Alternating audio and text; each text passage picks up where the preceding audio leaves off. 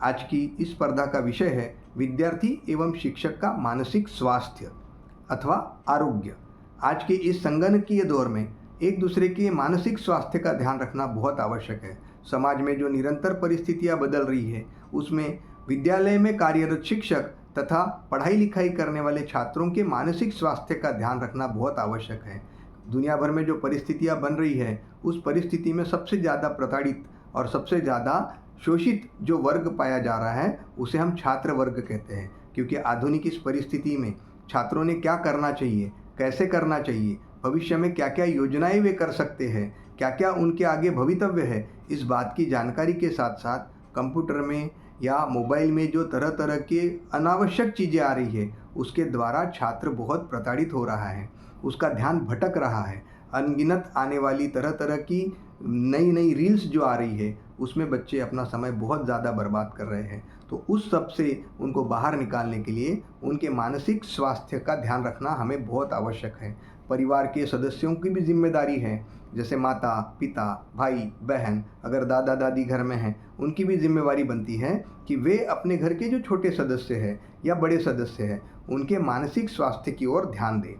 महाकवि वरदराज कहते हैं, करत करत अभ्यास के जड़मति होत सुजान, करत करत अभ्यास के जड़मति होत सुजान, रसरी आवत जात ते सिल पर पड़त निशान, रसरी आवत जात ते सिल पर पड़त निशान। इसका तात्पर्य ये है कि हम अगर निरंतर परिश्रम करें तो हम अवश्य सफल हो सकते हैं। निरंतर परिश्रम करने से जिसकी बुद्धि जड़ है वह व्यक्ति भी बुद्धिमान बन सकता है और बुद्धिमत्ता को अच्छी तरह से प्राप्त कर सकता है। जिस प्रकार रस्सी से हम घड़ा खींचते हैं तो बार बार रस्सी घिसने से वो पत्थर पर भी गड्ढे निर्माण कर सकता है, पानी की बूंदें उस रस्सी को भी कमज़ोर कर सकती है। इसी तरह से यदि हम निरंतर मानसिक स्वास्थ्य मानसिक आरोग्य के लिए छात्रों को शिक्षकों को जागरूक करें तो वे भी बहुत अच्छी तरह से कार्य कर सकते हैं।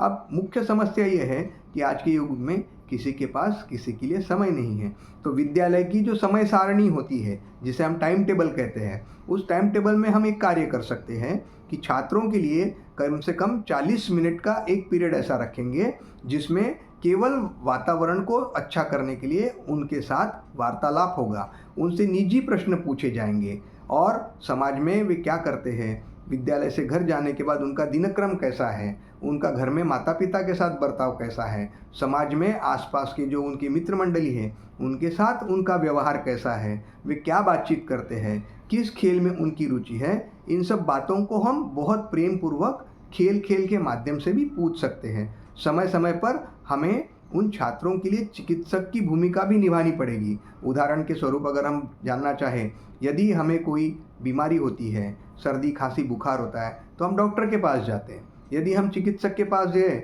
और उनको कहा कि आप डॉक्टर साहब पहचानिए कि मुझे क्या हुआ है, तो वो नहीं पहचान पाएगा। हमको डॉक्टर साहब को बोलना पड़ेगा कि मुझे सर्दी हुई है, मुझे खांसी हुई है या मुझे बुखार है। तो डॉक्टर क्या करेगा कि उस हिसाब से आपको उसकी दवाई देगा।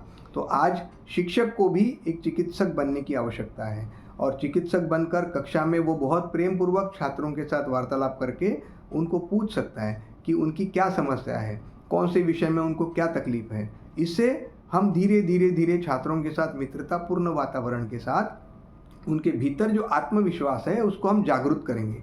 आज के दौर में क्या हो रहा है, सब अलग अलग रहने के कगार पर है, किसी को किसी के साथ मिलना जुलना अच्छा नहीं लगता है और नए नए जो पीढ़ी बन रही है, नए जो बच्चे बन रहे हैं वे भी उसी गति की ओर अग्रसर हो रहे हैं। मित्रता की क्या आवश्यकता है, परिवार की क्या आवश्यकता है, इन सब बातों को हमें उन्हें बहुत प्रेम पूर्वक समझाना पड़ेगा। इसीलिए समय समय पर हम जो चिकित्सक की भूमिका निभाएंगे उससे बच्चों के ऊपर जो तनाव है वो धीरे धीरे कम होगा। हमें उन्हें हमेशा सकारात्मक विचारों को जागरूक करने के लिए बताना पड़ेगा।